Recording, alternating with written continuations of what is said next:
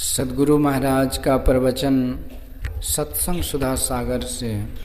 बंदों गुरुपद कंज कृपा सिंधु नररूप हरि, महामोह तम पुंज जासु वचन रवि कर निकर। धर्मानुराग्नि प्यारी जनता, इस समय आप लोगों के सामने ईश्वर की भक्ति पर कहना है। ईश्वर स्वरूप का जब निर्णय हो जाता है तब समझ में आने लगता है कि ईश्वर की भक्ति कैसे हो। ईश्वर स्वरूप के लिए आज प्रातः काल कह दिया गया है। मुख्य रूप में यह कि जैसे रूप विषय क्या है जो नेत्र से ग्रहण होता है, शब्द विषय क्या है जो कान से ग्रहण होता है, परमात्मा विषय क्या है जो आत्मा से ग्रहण हो। यदि कहो कि सब इंद्रियों में वही चेतन आत्मा है, तब क्यों नहीं इंद्रियों से जानेंगे। तो यंत्र जिस पदार्थ के लिए होता है, जो यंत्र जिस पदार्थ के लिए होता है, उसी यंत्र से वह पदार्थ ग्रहण होता है। जैसे रूप आँख का विषय है तो उसे कान से नहीं जान सकते।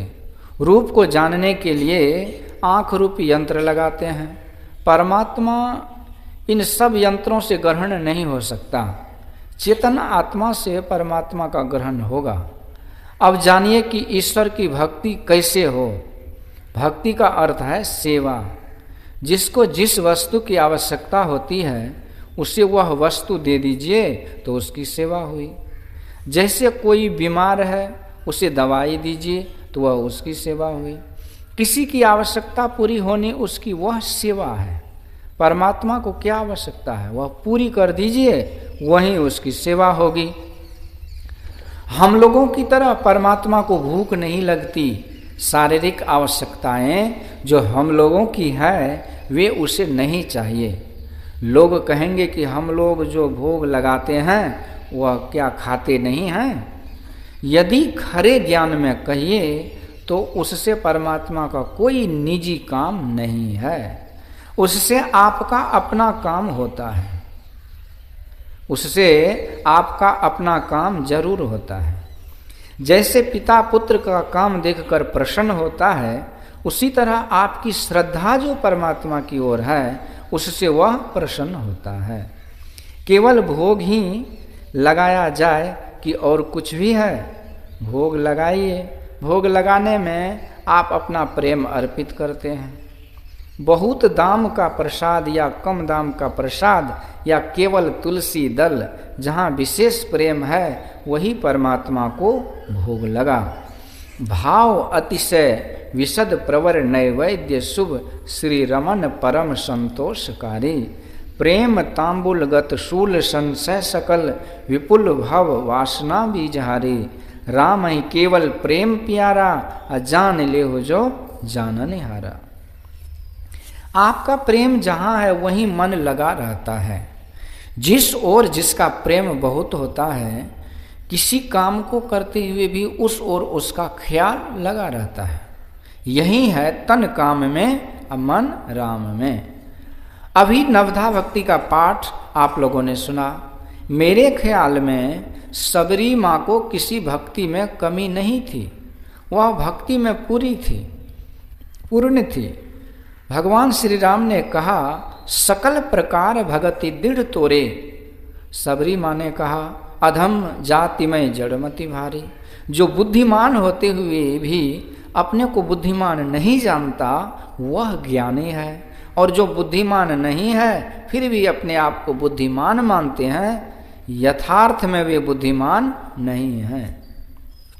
सबरी माँ पढ़ी लिखी तो थी नहीं, किंतु मतंग ऋषि के साथ वर्षों तक रह चुकी थी, बहुत ज्ञान प्राप्त कर चुकी थी। भगवान श्री राम ने कहा पहली भक्ति संतों का संग है। इसमें गुण क्या है? संत कबीर साहब ने कहा कबीर संगति साधु की ज्यों गंधी का वास, और जो कुछ गंधी दे नहीं तो भी बास सुवास। इसी तरह कोई साधु के पास जाए, साधु यदि कुछ नहीं भी बोले तो भी कुछ न कुछ लाभ अवश्य होगा। गोस्वामी तुलसीदास जी ने एक बात कही है, नित्य प्रति दर्शन साधु के और साधुन के संग, तुलसी काहि वियोग ते नहीं लागा हरि रंग। तो उत्तर में उन्होंने ही कहा, मन तो रमे संसार में, तन साधुन के संग, तुलसी याहि वियोग ते नहीं लागा हरि रंग। जिसका मन किसी तरफ है और साधु का संग करता है तो उस पर उसका रंग नहीं चढ़ता। इसकी एक कहानी है कि लोहे के बक्से में किसी ने पारस रखा था, किंतु वह बक्सा सोना नहीं हुआ। सुनकर आश्चर्य होगा कि भला लोहे के बक्से में पारस रहे तो सोना कैसे नहीं हुआ। इसलिए कि पारस को कपड़े में लपेट कर रखा था।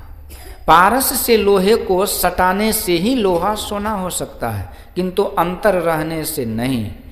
दूसरी भक्ति है ईश्वर की कथा में प्रेम। सत्संग वार्ता को मन लगाकर सुनिए। तीसरी भक्ति है गुरु की सेवा अमानी होकर करो। चौथी भक्ति है ईश्वर का गुणगान करो। पांचवी भक्ति है मंत्र जाप करो।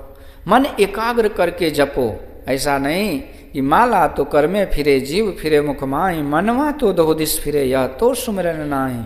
बल्कि तन थिर मन थिर वचन थिर, सुरत निरत थिर होय, कह कबीर इस पलक को कल्प न पावे कोई। जप ऐसा होना चाहिए कि स्थिरता आवे। पांचों भक्तियां क्रम से है। प्रथम भक्ति संतों का संग है। संतों का संग होने से कथा प्रसंग होता है। कथा प्रसंग से यह भी निर्णय हो जाएगा कि गुरु कैसा होना चाहिए। कथा प्रसंग में मन लगाकर सुनो।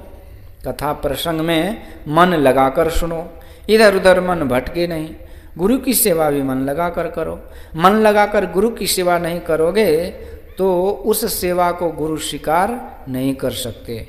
सब भक्तियों में अपने मन का पूर्ण योग और क्रमबद्धता है।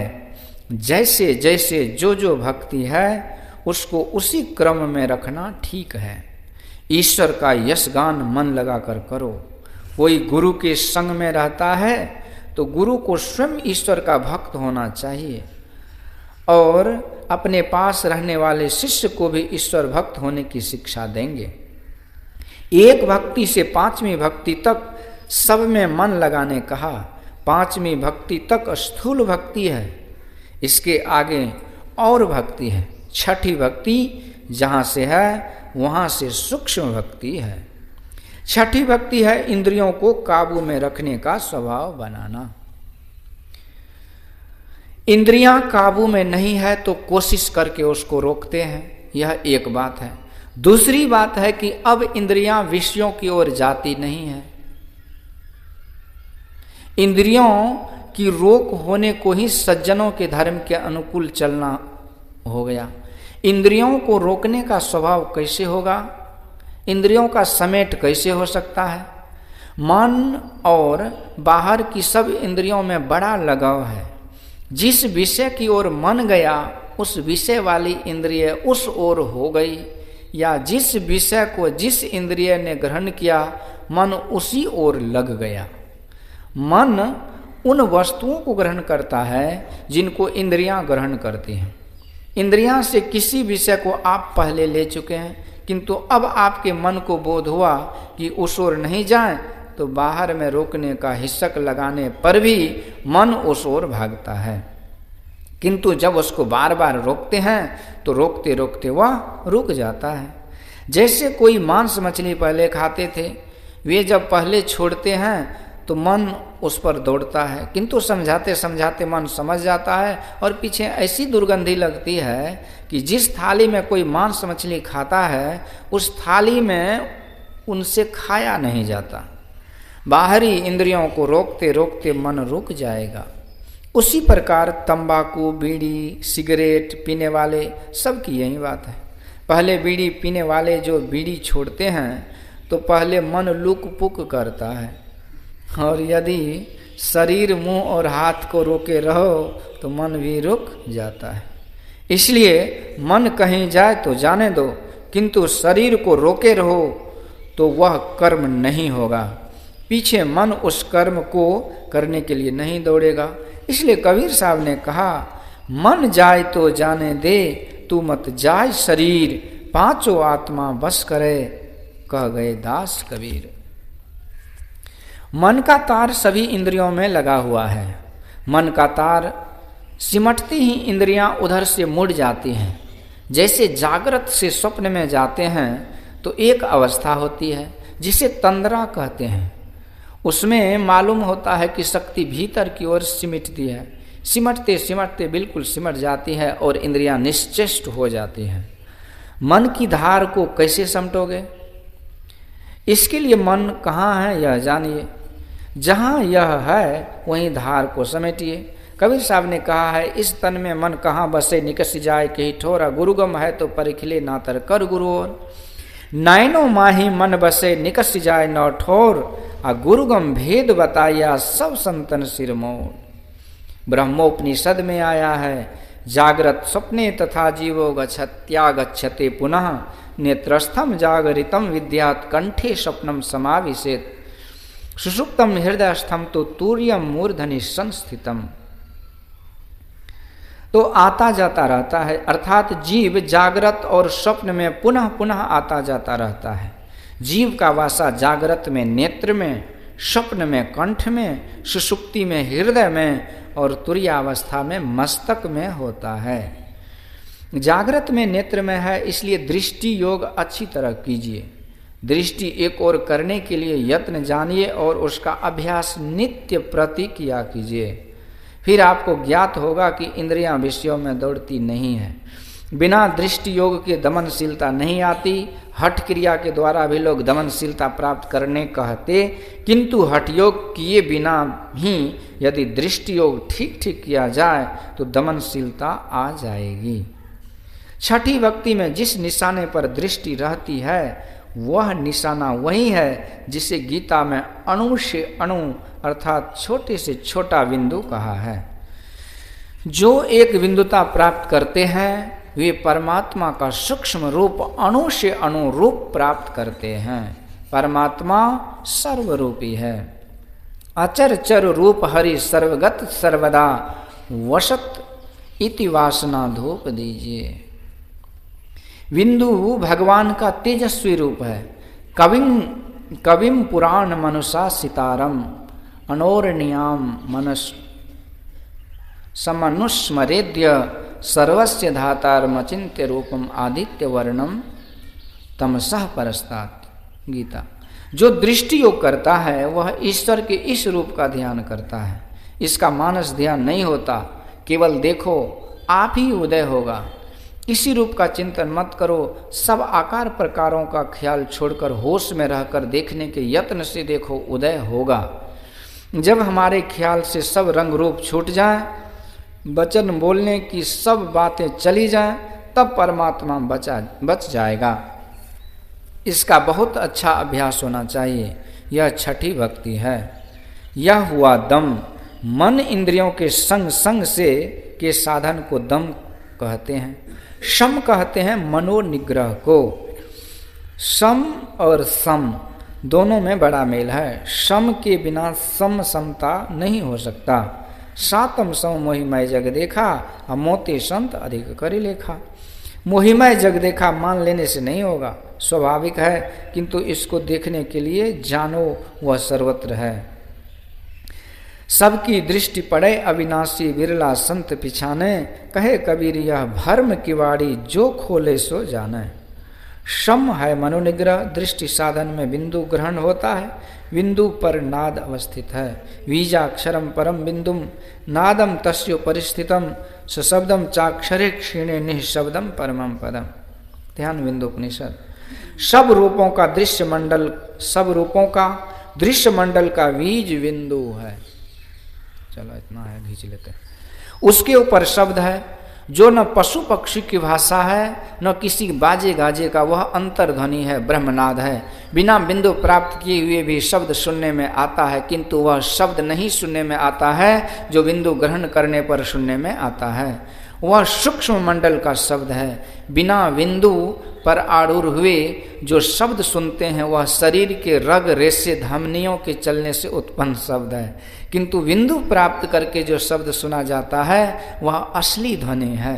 सातवीं भक्ति नादानुसंधान है। इसी को ओम स्फोट राम नाम आदि कहा है। इसमें केवल मन का साधन होता है, वहाँ बाहरी इंद्रियां को कोई सरोकार नहीं रहता। इस नाद साधना में जो सफलता को प्राप्त कर लेते हैं उससे पूर्ण रूपेण सम का साधन हो जाता है। अब 8वीं भक्ति और 9वीं भक्ति बिल्कुल सरल है।